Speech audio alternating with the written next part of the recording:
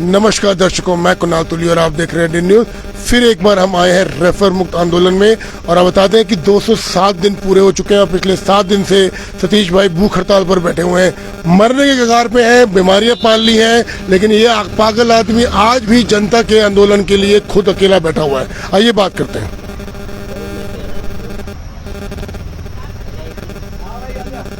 सतीश भाई, क्यों 7 दिन से पब्लिक के लिए बैठे हो जो पब्लिक ही सपोर्ट नहीं कर रही?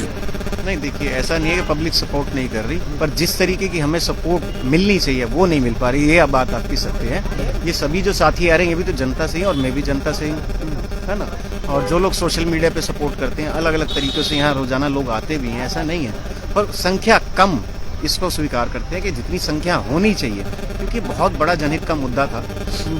पूरे लोकसभा क्षेत्र में ट्रोमा सेंटर न होना, जिसकी वजह से हर साल सैकड़ों जानें चली जाती हैं एक्सीडेंट में या लड़ाई झगड़ों में, गंभीर रूप से घायल होने के बाद इलाज ना मिलने की वजह से। और बीके की जो बदहाली है सिविल अस्पतालों की, सिर्फ बीके नहीं, किसी भी सिविल अस्पताल में चले जाएं, वो रेफरल यूनिट बने हुए हैं। सरकार ने उन्हें अपग्रेड नहीं किया, सुपर स्पेशलिस्ट डॉक्टर नहीं देते, आईसीयू फंक्शनल नहीं है, कैंसर का इलाज नहीं होता। जबकि आप देखेंगे दिल्ली एनसीआर में सबसे ज्यादा कैंसर के पेशेंट है, टीबी के पेशेंट है, क्योंकि यहाँ इंडस्ट्रियल एरिया ज्यादा है, प्रदूषण हमारे यहाँ सबसे ज्यादा होता है, भूजल हमारा दूषित, वायु हमारी दूषित, खान पान तो आप जानती हैं मिलावटी है ना। इतनी सारी यहाँ त्रासदी हैं हमारे। जो आप मानेंगे 60% से ज्यादा फरीदाबाद के नागरिक वो लोग हैं जिनकी मासिक आय 10 से 15 हजार रुपये किराए पे रहते हैं, छोटे मकान है ना। कोई ऑटो चलाता है, कोई किस तरीके छोटे मोटे धंधा करता है, छोटी मोटी नौकरी करता है, तो रोज ताजा कमाना खाने वाले वो लोगों की संख्या ज्यादा है। तो सरकार का नैतिक दायित्व यही था कि पहले उन लोगों की सुध लें। टैक्स रेवेन्यू जनरेट करने के अंदर फरीदाबाद हमेशा अव्वल नंबर पे रहा। हरियाणा को खड़ा करने में फरीदाबाद की भूमिका रही, क्योंकि इंडस्ट्रियल एरिया सबसे बड़ा हमारे यहाँ था हरियाणा में, जिसमें एशिया के मानचित्र पे फरीदाबाद का नाम जो है दर्ज था। इंडस्ट्रियल एरिया सबसे बड़ा है, सुई से लेके जहाज तक के, आर्मी के जो है गन से लेके सब कुछ यहाँ बनता था। तो आज फरीदाबाद की क्या दुर्दशा, जहर हम लोग पी रहे हैं और स्वास्थ्य सुविधाओं के नाम पे हमारे पास कुछ नहीं है। 1000 करोड़ की लागत से गुड़गांव में 700 बेड का सुपर स्पेशलिटी अस्पताल सरकार बना रही है, पर हमें अनदेखा किया। आरती राव जी जो स्वास्थ्य मंत्री है, बार बार सदन में झूठे बयान देती है। अभी कल उनकी एक वीडियो हमने और देखी कि पलवल का जो सीएचसी है, जो सिविल अस्पताल है, उसके अंदर ट्रोमा सेंटर है। बताइए, यहाँ की जनता को ही नहीं पता कि वहाँ ट्रोमा सेंटर है ना। लोग मर रहे हैं यहाँ तड़प तड़प के, और इनको झूठी बयानबाजी से बाज नहीं आ रहे। ट्रोमा सेंटर नहीं है महोदया, मैडम, और समझ लीजिए ट्रोमा केयर सेंटर बोल सकते हैं उसको, वो भी आता है आपका डी ग्रेड में है। 100 बेड का सिविल अस्पताल है, 24 घंटे ओटी भी नहीं चलती, कुछ नहीं है वहाँ पे, सुपर स्पेशलिस्ट डॉक्टर ही नहीं है, टाँके पट्टी करके सीधा दिल्ली रेफर कर दिया जाता है। तो आप इन चीजों को रोकें, ये बयानबाजी से लोगों को इलाज नहीं मिलता। तो प्रधानमंत्री जी ने भी घोषणाएं की, उनकी कोई वैल्यू नहीं। सीएम साहब ने जो घोषणाएं की, उनकी कोई वैल्यू नहीं। यहाँ तक कि बीजेपी के विधायक ने सदन में उठाया, हम उसका स्वागत भी करते रहे, पर उसकी बात को भी नहीं सुना जा रहा। जब सरकार अपने ही नुमाइंदों की बात को नहीं सुन रही, तो आम आदमी के प्रति, उनके प्रति कितनी उनकी जो सद्भावना होगी, कितना वो अपने आप को जनसेवक समझते होंगे, ये जग जाहिर है। सतीश भाई, आप लगभग सभी नेताओं से भी मिल चुके हैं बीजेपी के, और केंद्रीय मंत्री किशन पाल गुर्जर जी के पास भी गए। पीछे सुनने में आया था कि आप मुख्यमंत्री जी के निवास स्थान पर भी गए थे, वहां पर भी दिया। उसके बावजूद कुछ हुआ कि नहीं हुआ अभी तक? जमीन पे कोई काम नहीं हुआ अभी तक। यहाँ तक कि दलालों से भी ये जो है उसको मुक्त नहीं करा पाए सिविल अस्पताल को। दलालों का कब्जा आज भी है, रात को आप देखिए पूरी मंडी लगती है। जो हमारे जो मेंटेनेंस के अभाव में करोड़ों रुपए की मशीनें खराब हो रही हैं, उसको तुरंत प्रभाव से ठीक किया जा सकता है। फायर सेफ्टी का काम आप जानते हैं लटका हुआ है। मोर्चरी देखेंगे, उसकी दुर्दशा कितनी खराब है, डेड बॉडी सड़ रही है, फ्रीजर खराब है, क्योंकि उसको अपग्रेड नहीं किया गया। हमने बार बार डीसी साहब को भी लेटर लिखा था कि इसको कोल्ड स्टोरेज रूम का एक बनाया जाए, ताकि जो बार बार फ्रीजर खराब होने की जो चीज़ें हैं वो खत्म हो, है ना। और ऑक्सीजन प्लांट बंद पड़ा, आपने भी चलाया, 1.5 साल से ऊपर हो गया उसको, है ना। एक्सरे मशीनें पूरे, मैं आपको बता रहा हूँ, पूरे फरीदाबाद जिले में सरकारी अस्पतालों में एक्सरे मशीन नहीं चल रही। बल्लभगढ़ के अंदर जो एक्सरे मशीन है 1.5 साल से खराब पड़ी है, उससे सिविल अस्पताल बल्लभगढ़, है ना। यहाँ आपने जो डिजिटल एक्सरे मशीन हम लोगों ने किसी तरीके से डीसी साहब के माध्यम से नहीं दिलवाई थी, जो 2021 में आई थी, वो 90 लाख की मशीन आज धूल फाक रही है उसकी मेंटेनेंस की वजह से। यहाँ ऐसा क्या इंटरेस्ट होगा प्रशासन का कि इन मशीनों को ना ठीक करवाने में? देखिए, सीधी सी बात है, मशीन खराब होगी तो पेशेंट कहाँ जाएगा? बाहर जाएगा करवाने के लिए। आप 3.5 साल में एक रेडियोलॉजिस्ट नहीं दे पाए, अल्ट्रासाउंड यहाँ नहीं होते।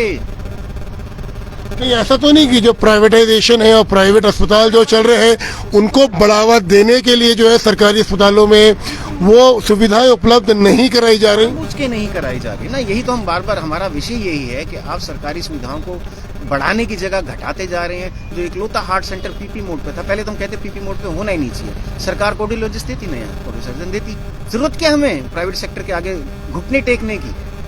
आयुष्मान कार्ड से बेहतर आप इलाज दें। आप भी अपनी जनता से पूछ लीजिएगा आयुष्मान कार्ड का फायदा कितने लोगों को मिलता है? कार्ड से इलाज नहीं होता, आप वही पैसा यहाँ पे लगाते, रोजगार सृजन होता, नए डॉक्टर्स आते, नए स्टाफ आता, इसको आप अपग्रेड करते, लोगों को रोजगार भी मिलता और जो आम आदमी उसको इलाज मिलता। पर आप चाहते नहीं है, आप तो प्राइवेट सेक्टर को बढ़ावा दे रहे हैं। अब मेरे को कहते हुए कोई गुरेज नहीं है कि प्रधानमंत्री मोदी जी भारत के सबसे बड़े प्राइवेट अस्पताल अमृता अस्पताल का उद्घाटन करने आते हैं, सीएम साहब वहां उद्घाटन करने आते हैं, ये क्या हमारी उपलब्धि हुई?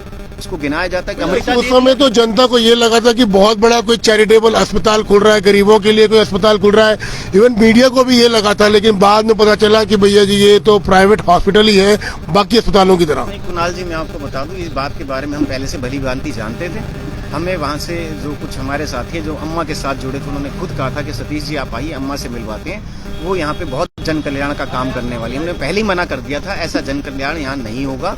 हम पहले से जानते, प्राइवेट लिमिटेड अस्पताल बनेगा और गरीबों की वहाँ एंट्री भी नहीं है। आज आप मान लीजिए पूरे एनसीआर का सबसे महंगा अस्पताल अमृता अस्पताल, वहाँ पे आयुष्मान कार्ड भी नहीं चलता था, ये भी आपको पता होगा। हमने जब मुहिम चलाई तो उन्होंने 5 चीजें उसके अंदर दी थी, जिसमें से 3 फिर विड्रॉ कर ली गई है। हमने ही ये बोर्ड लगाए थे, अभी आके देखिए सिविल अस्पताल में, जिसमें हमने डाटा आरटीआई से लिया। ये सिविल अस्पताल जो अब सीएम हुआ उनकी जिम्मेवारी थी स्वास्थ्य विभाग की कि जो आपके आयुष्मान पैनल में जो अस्पताल है उनका ब्यौरा यहाँ दे, उनके फोन नंबर दे, पर अस्पताल ने नहीं करा। हमें अपने खर्चे से बोर्ड लगाने पड़े अंदर। मोर्चरी के वहाँ फ्रीजर को छोड़ के वहाँ पे जो वाटर कूलर है, 3 सीटर है, वहाँ लाइट है, जो वहाँ पे आप बोलेंगे ना पानी की टंकी है टूटी, वो मैंने अपने पैसों से लगवाई। कितनी बार यहाँ बेडशीटें दी, रात को इंजेक्शन 100 इंजेक्शन यहाँ दिए, ताकि किसी महिला को, किसी माँ बहन को बाहर ना भागना पड़े। रात को 2 बजे इंजेक्शन लिख देते हैं, जहाँ अपने लिए इंजेक्शन लेके आओगे तेरे पति का इलाज होगा, 2 बजे भटकती नहीं यहाँ। पेट दर्द के इंजेक्शन तक नहीं होते थे यहाँ पे, मेरे साथी गवाह होंगे। यहाँ बीटाडिन तक नहीं होती, बीटाडिन तक मैंने डोनेट की। काके पट्टी के लिए सूचर नहीं होते थे, उसका सिर फटा हुआ है, आप उसके घर वाले को बोलते हो जाओ पहले सूचर लेके, बीटाडिन लेके, तब इसकी पट्टी हो। इतनी बुरी स्थिति हमने देखी, उसको हमने यहाँ तक लाया कि आज वो चीजें नहीं है, इमरजेंसी में काफी सुधार आया। हमने यहाँ अपग्रेड कराई थी, मॉनिटर लगवाए थे 11 इमरजेंसी में, आज 3 भी मॉनिटर काम नहीं करते। पहली बार ऐसे हुआ था जब से अस्पताल ये नई बिल्डिंग बनी, आज तक वहाँ पे बेड चेंज नहीं होते, गद्दे चेंज नहीं होते। सविता यादव जी जब पीएम थी, हमने चेंज कराया, डीसी साहब यशपाल यादव जी थे, तब हमने चेंज कराई थी ये चीजें। सिटी डेवलपमेंट के लिए लाखों करोड़ों का बजट पास होता है हर साल, कहाँ जाता है वो पैसा, क्या बोलना चाहेंगे? देखिए, लोगों की जान बचाने के लिए नहीं खर्च करते। सूरज कुंड जैसा मेला लगाया जाता है, बार बार हम कहते रहे, लोगों उत्सव तो तब मनाएंगे जब लोग जिंदा रहेंगे, खुश होंगे।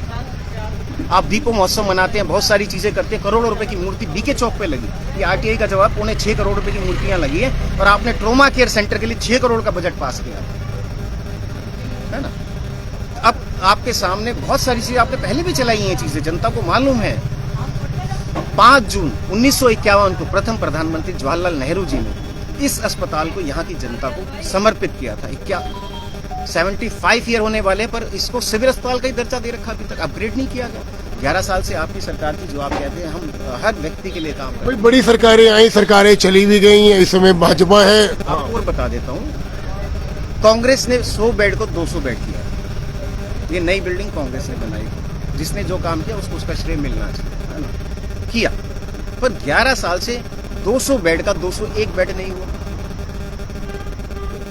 आपने एक बात हमें, जब हमने आपको बता दूं, आज से 3 साल पहले जैसे कोरोना में हुआ था, जो आपातकालीन सिचुएशन आई थी, जब उस समय बेड ही नहीं थे, इलाज ही नहीं थे, डॉक्टर भी नहीं थे उस समय। मैं आपको बता दूं, जब कोरोना काल आया था, तब यशपाल यादव जी यहाँ पे डीसी थे, तब हमने उनसे एक अपील की थी कि देखिए सर, कोविड से कम लोग मरे हैं, ज्यादा लोग वो मरे हैं जिनको जनरल बीमारियां थी, क्योंकि आप ईएसआई चले गए थे, किसी प्राइवेट अस्पताल गए, चाहे बीके गए थे, सारी यूनिट बंद करके सिर्फ कोविड के मरीजों का इलाज हुआ था।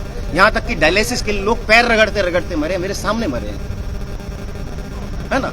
तब हमने कहा था एक ऐसी व्यवस्था बनाएं ताकि जो ऐसी कोई त्रासदी आए तो हम सिविल अस्पताल को डिस्टर्ब ना करके एक अलग से यूनिट बनाए। तब ये 99 बेड की एक्सीडेंटल इमरजेंसी यशपाल यादव जी के समय में आई। ये फरीदाबाद नहीं आने वाली थी यूनिट, ये डच गवर्नमेंट ने बनाई है। ये भी बता दूं मैं आपको, डच गवर्नमेंट ने इसको बनाया था। और जब उसके बाद ऑक्सीजन की हमारी जब मारामारी हुई थी, तब हमें यशपाल यादव जी से तब बात हुई थी। तब NHPC के थ्रू ये 1000 लीटर पर मिनट का जो है ऑक्सीजन प्लांट बना था। 1-1.5 साल चला। उसके बाद आप लगा लीजिए कोविड के समय के बाद 22 में बना था शायद ये। उसके बाद 1 साल चलने के बाद उसकी मेंटेनेंस ना होने की वजह से आज तक ताला लगा हुआ। कब तक चलेगा ये आंदोलन, ये बताएं। इसका जवाब यहाँ के मंत्री विधायक को, CM को देना चाहिए, स्वास्थ्य मंत्री को देना चाहिए कि कब तक आप जमीन पे स्वास्थ्य सुविधाएं हमें देंगे, कब तक जब तक ट्रॉमा सेंटर नहीं बनेगा तब तक ये आंदोलन चलता ये रहेगा। जमीन पे काम शुरू नहीं करेंगे तब तक ये आंदोलन यूं ही चलता रहेगा। हम किसी के आश्वासन पे बहलावे में पहले भी नहीं आए, क्योंकि इन्होंने हमारे यहाँ धरने के बाद सैकड़ों बार अखबारों में छपवाया कि हम ऐसा करेंगे, हम यहाँ पे कैंसर का इलाज करेंगे। अभी इन्होंने पीछे छपवाई थी कि यहाँ डे केयर की व्यवस्था की जाएगी, जिसमें कीमोथेरेपी की जाएगी। जब हमने सवाल पूछा आपके पास ऑन्कोलॉजिस्ट है जो कीमो करेंगे, खत्म, वो खबर दोबारा आई नहीं। डायरेक्टर साहब आए थे वीरेंद्र यादव जी, सभी ने खबर चलाई, पेपरों में बड़ी बड़ी हेडिंग आई कि जो है ICU को रीओपन कर दिया गया। पहले तो उन्होंने बोला ICU का उद्घाटन। हमने जब बोला ये तो 2.5 साल पहले का बना हुआ ICU है भाई साहब, कोविड में हमने इस्तेमाल किया था 8 बेड का, है ना। तो फिर उसको दोबारा किया गया कि इसको रीओपन किया गया, अब ये 24 घंटे ICU चलेगा। पर जब हमने पूछा कि आपने एनेस्थेटिक डॉक्टर तो दिए नहीं, वो तो 3 ही है, वो OT चलाएंगे कि ICU चलाएंगे? रेजिडेंट डॉक्टर नहीं है, ट्रेंड स्टाफ नहीं है, तो वो आज ICU डब्बा बना हुआ, वेंटिलेटर एक दिन भी नहीं चला उसके अंदर अभी तक। इन्होंने घोषणाएं की थी, उसके बाद डायरेक्टर साहब की मैं वीडियो दिखा दूंगा। इन्होंने कहा था कि हम जो है कॉन्ट्रैक्ट बेस पे डॉक्टर लाएंगे और यहाँ 24 घंटे अल्ट्रासाउंड होगा। क्या हुआ? बहुत सारी पॉलिटिकल पार्टीज भी आपके पास आ रही हैं सपोर्ट देने के लिए, क्या बोलना चाहते हैं? नहीं, हम तो बीजेपी का भी स्वागत करते कि आए ना सपोर्ट दे। हम तो उनका भी धन्यवाद किया जिन्होंने सतीश फागना जी सदन में उठाया, क्योंकि ये किसी राजनीतिक मुद्दा है ही नहीं ना, राजनीतिक मंच चाहिए।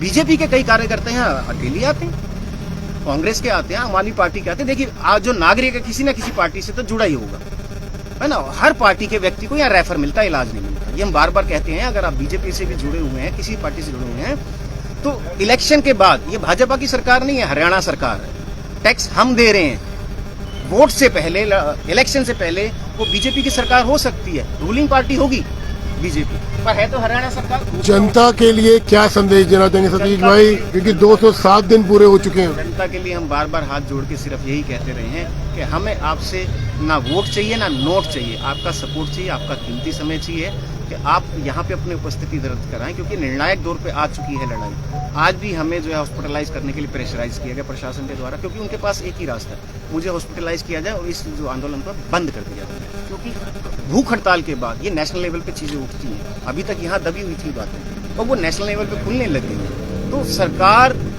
तभी आपकी बात मानेगी, यहाँ मौत का तांडव तभी रुकेगा जब जनता हमारे साथ आएगी। अगर आप सपोर्ट करना चाहते हैं, सतीश भाई को आपने सुना, तो BK अस्पताल के गेट के बाहर एक टेंट लगा हुआ है जिसमें रेफर मुक्त फरीदाबाद लिखा है। आप चाहें तो आप सपोर्ट कर सकते हैं, चाहे वो ऑनलाइन के माध्यम से वीडियो को शेयर कर सकते हैं, या फिर इस आंदोलन का पार्ट बनिए, यहाँ पर आइए, बैठिए और सपोर्ट करें। धन्यवाद। मैं कुणाल तुलिया, DN न्यूज़ फरीदाबाद से। देखते रहें, जुड़े रहें। नमस्कार।